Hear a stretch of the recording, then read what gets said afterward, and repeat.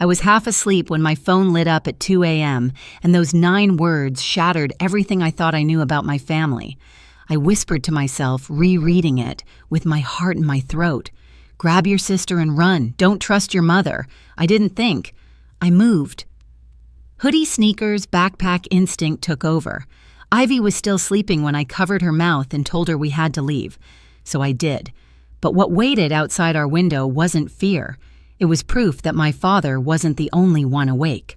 My name is Lyra, and if you had asked me yesterday whether my family was normal, I would have said yes without even thinking. We were the kind of quiet suburban household people drive past without remembering white porch lights, trimmed hedges, a TV humming behind closed curtains. Nothing dramatic, nothing that screamed danger. My dad, Adrian, works as a consultant. He travels to Seattle so often that his suitcase basically lives in the hallway closet. He's steady, predictable, the kind of man who double-checks the locks every night and never texts after 10, unless it's to say he landed safely. I grew up trusting the calm tone of his voice more than anything. My mom, Marissa, is the opposite, warm on the surface, quick to charm neighbors always with a glass of wine in hand and some real estate story to brag about. People loved her. I used to love her too before the small cracks started showing, before I noticed that her phone was always face down.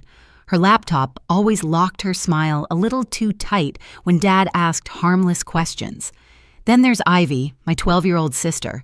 Sweet, book-obsessed, wearing glasses too big for her small face. She's the kind of kid who still leaves notes on my pillow and believes adults always tell the truth. She's my person, the one I've been protecting since the minute she was born. Looking back, the signs were there.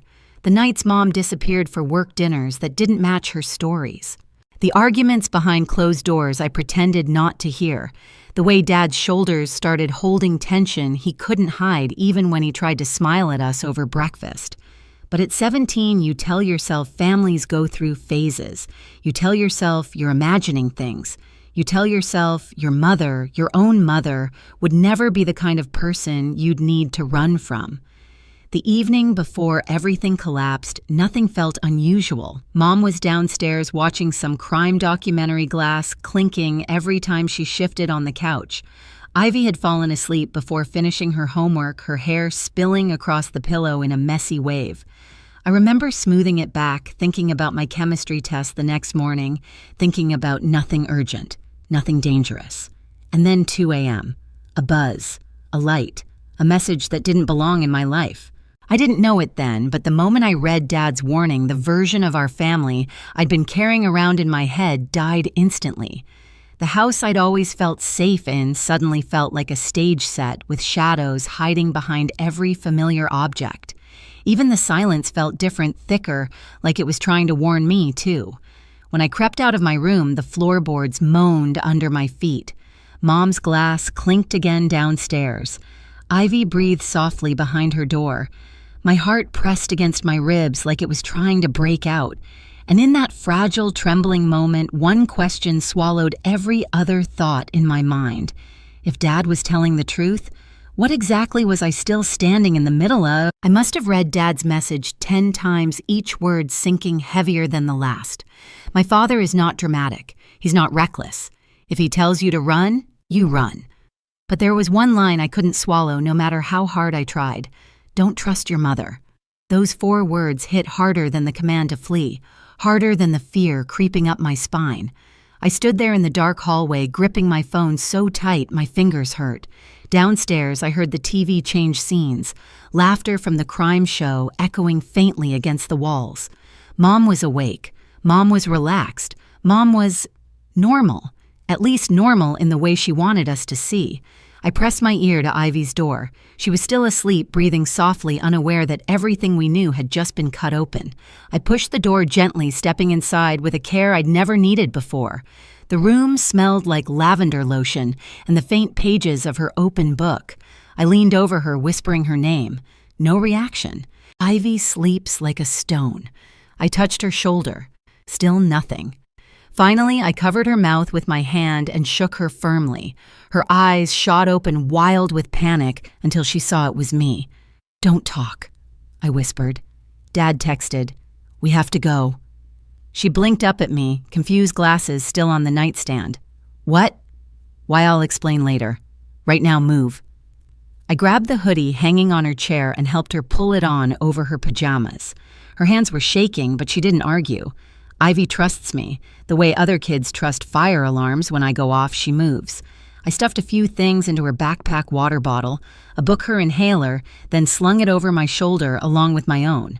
Outside her window, the backyard was a dark stretch of shadow. I'd sneaked out of this window a handful of times to meet friends, but tonight felt nothing like those secret adventures. Tonight felt like stepping off the edge of something I couldn't see the bottom of. I pushed the screen out quietly. It landed in the mulch with a soft, dead thud. Ivy hesitated at the sill, her eyes wide. "Is Mom in trouble?" she whispered. The question cut straight through me. "I don't know," I said, "but Dad says we have to go." As I helped her lower herself toward the drop, a floorboard creaked behind us. A heavy one. Not the kind that squeaks under your own shifting weight, the kind that reacts when someone is moving toward you. I froze. Ivy froze. Then another creak. Closer. My throat tightened as I realized Mom wasn't on the couch anymore. She wasn't laughing at some crime show. She was moving slow and deliberate up the stairs. I didn't wait to see her face. I dropped into the mulch, caught Ivy when she fell after me, grabbed her hand, and ran into the night before the footsteps reached the top of the stairs. We didn't stop running until the cold air stung our faces and the Hale house shrank behind us, just another quiet silhouette in a neighborhood that had no idea a family was cracking open inside it. Ivy clung to my hand, her breath sharp and uneven. The street was empty, only the soft buzz of a street lamp and the rustle of dry leaves moving across the asphalt. It was almost peaceful, if not for the dread pressing against my ribs. "We need somewhere with lights," I whispered. "Somewhere public." The 24-hour convenience store sat 3 blocks away, glowing faintly like a tired lighthouse. We walked fast, shoulders hunched, pulse still pounding from the near sound of Mom's steps behind the door. A part of me still expected her to appear at the end of the street, smiling like nothing was wrong. Inside the store, the fluorescent lighting was harsh and too bright. Ivy squinted behind her glasses. I kept us in the back corner near the refrigerators, away from the clerk behind the bulletproof window, who barely glanced at us. My phone buzzed, then buzzed again.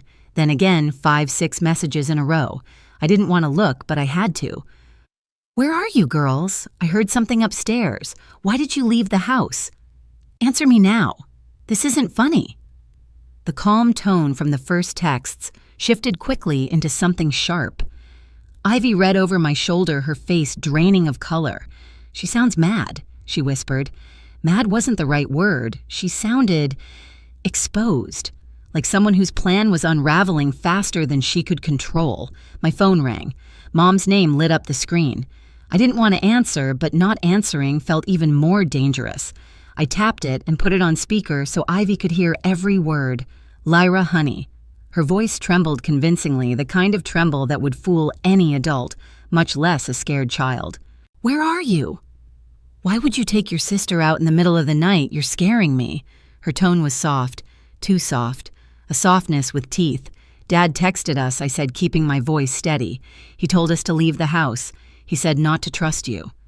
Silence. A thick, calculated silence. Then she let out a small laugh, brittle, almost pitying. "Oh, sweetheart, your dad is not well. He's been paranoid for weeks. He's imagining things, telling the therapist wild stories. I didn't want to tell you girls, but he's not thinking clearly." Ivy looked at me uneasy. "But Dad? Dad, who remembered every school event, every grocery item, every lock on the house. No." "Let me talk to him," I said. "When he tells us he's okay, we'll come home." Her tone cracked. The softness evaporated. "Tell me where you are right now." It wasn't a request. It was a command. My chest tightened. That was the moment every piece of doubt fell away. Dad wasn't lying. He wasn't delusional. I ended the call, powered the phone off. Ivy did the same without me asking. And in that tiny convenience store corner with my heart pounding and my hands shaking, I felt something shift inside me, a line I couldn't uncross. I wasn't just running anymore. I was choosing a side. The store's heater rattled above us, blowing warm, stale air that did nothing to steady my shaking hands. Ivy leaned into me, her small shoulder pressed against mine, both of us pretending we weren't watching every shadow outside the window. When my phone buzzed again, despite being turned off, I nearly dropped it. But it wasn't Mom. It wasn't Dad. It was an unknown number, and the message was only one sentence. "This is Special Agent Rowan Blake. Your father asked me to contact you if anything happened to him." I stared at the letters until they stopped swimming. Ivy clutched my sleeve. "Lyra, is that real?" I didn't know. I didn't know anything, except I had to act like I did.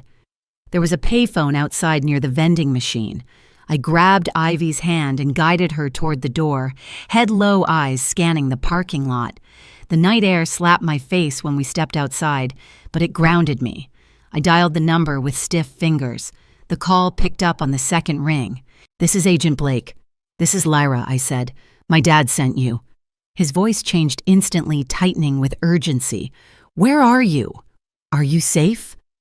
"Your father's last message to us was that you were in danger." I felt my knees buckle a little. Ivy wrapped her arms around my waist to steady herself and me. "What's happening?" I asked. "What danger?" He exhaled slowly, as if choosing every word. "Your father has been cooperating with us for several months. He uncovered a financial scheme involving your mother's real estate work.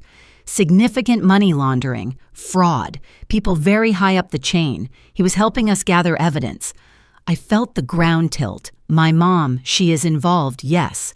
And tonight the people she works with discovered your father had been passing documents to our office. "His emergency message to you?" It was sent moments before he was attacked at his hotel. Attacked. The word carved right through me. "Is he alive?" "Yes," Blake said firmly. "He got away, but he was injured. He's in protective custody. He asked for you and your sister first thing." I closed my eyes, letting the relief wash over me. Ivy started crying silently, burying her face in my hoodie. "We need to get you to us," Blake continued. "Right now, agents are on the way. Stay somewhere visible, well lit. Do not go home. Do not contact your mother." A cold ripple ran through me at his last sentence. I didn't need convincing. A taxi company had a small booth across the strip mall. I paid cash up front, my hands trembling, and the driver waved us into the back seat of his worn-down sedan. "Where to?" he asked. I gave him an address 2 blocks from the meeting point Blake provided. I wasn't telling anyone exactly where we were going, not even a stranger who seemed harmless. We pulled out of the lot. Ivy leaned her head against my shoulder. My heart was still pounding, but for one fragile moment I let myself breathe. Then headlights exploded behind us. Bright. Fast. Too close. The driver swore, adjusting his mirror. "What the hell?" But I already knew the shape of the vehicle. The silver SUV. Mom's SUV. "She found us," I whispered. The taxi jerked as the SUV rammed us from behind. Ivy screamed. I grabbed her, pulling her down against the seat. "Drive!" I shouted. "Please, just drive." "She's crazy!" the driver yelled, flooring the gas. The sedan sputtered like it wasn't built for emergencies, but it lurched forward anyway. The SUV stayed glued to our bumper. Another hit, harder this time. Metal shrieked. Glass rattled. My phone flashed a text, even though it had been off minutes before. I didn't read it. I didn't have to. I knew who it was. A third slam sent us skidding. The driver fought the wheel, teeth clenched. "Lady, she's gonna kill us. She's not trying to talk to us," I said. My voice was hollow. "She's trying to stop us." The SUV swerved to the left and leveled with us, Mom's silhouette visible behind the wheel. Her face, normally so composed, was twisted frantic. Her lips moved as she yelled something we couldn't hear. She jerked the wheel toward us. The taxi spun, tires shrieking, whirled, blurring into dark lines and streetlights. We hit the grassy ditch with a bone-crushing jolt. The airbags exploded, slamming into me. The driver's head hit the window. Ivy cried out, folded against my side. "Move!" I gasped. "We have to move." The passenger door jammed, so I kicked it over and over until metal bent and it popped open. I shoved Ivy out first, then crawled after her. Mom's SUV screeched to a stop at the top of the ditch. Her door flung open. She stumbled down the slope toward us. "Girls," she cried. "Stop running, your father is lying, the FBI is lying. You don't understand." Her voice was wild, too wild for someone innocent, too wild for someone who had nothing to hide. I grabbed Ivy and ran toward the drainage culvert under the road. Mud splashed up our legs as we crawled inside. The metal tunnel was cold, echoing every terrified breath. Behind us, Mom's footsteps pounded closer. "Lyra," she screamed, voice cracking. "I am your mother." But the truth was finally louder, and it was the only thing I trusted. We crawled until the tunnel opened on the other side of the road. Sirens wailed in the distance, closer, closer. Ivy and I pushed through the tall grass until flashing red and blue lights cut through the dark. Police cars screeched to a stop. Officers leapt out, weapons drawn, assessing us, the crashed taxi across the road, the empty SUV. One officer rushed over his flashlight, blinding. "Hands where we can see them. Are you hurt?" "We called 911, I said through ragged breaths. "She tried to run us off the road." "Our mother, she's dangerous." Everything happened fast. Radio calls rushed questions, paramedics checking Ivy's pulse. Then black SUVs arrived. The doors opened. Agent Rowan Blake stepped out. He walked straight to us. Lyra Ivy. His voice was calm, but his eyes told me he knew exactly how close we came to disappearing. He draped emergency blankets around our shoulders, his expression softening for the first time. "You're safe now, both of you." A second SUV door opened, and my father stepped out. He moved slowly, one arm in a sling, bruises shadowing the side of his face. But he was alive. Alive. Ivy bolted into his chest, sobbing. Dad wrapped his good arm around her, pulling me in with the other. For a moment, the three of us stood there in the beam of police lights, shaking broken, but together. "I'm so sorry," he whispered into my hair. "I never wanted you to be part of this. I should have told you sooner. I thought I could protect you without dragging you into the danger. But you did protect us," I said. My voice trembled but didn't break.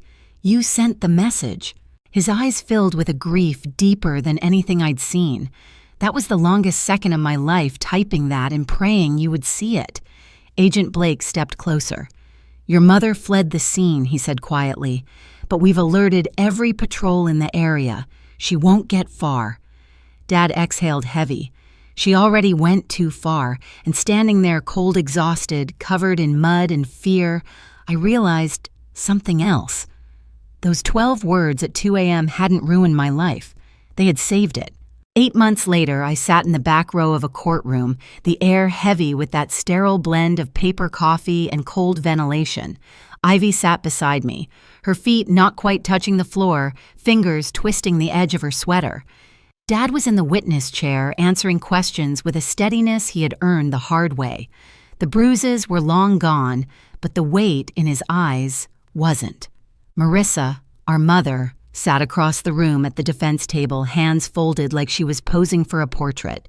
No tears, no apology, no flicker of recognition when she glanced in our direction. She might as well have been a stranger wearing someone else's memories. The evidence was overwhelming: the payments, the forged documents, the financial trails she thought she'd hidden. Add the attempted assault on the highway, and the verdict was inevitable. Over 20 years. No chance of early release. When the judge read the sentence, Ivy exhaled a breath she'd been holding since that night in the ditch. Dad's hand found mine. Later, we moved to another state, new routine, new school, new locks, new lives. Not perfect, not painless, but finally safe.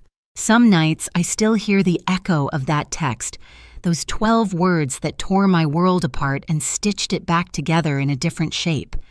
I used to think family meant safety, but now I know it means choosing the people who choose you back. Dad did, Ivy did, and I did too when I ran.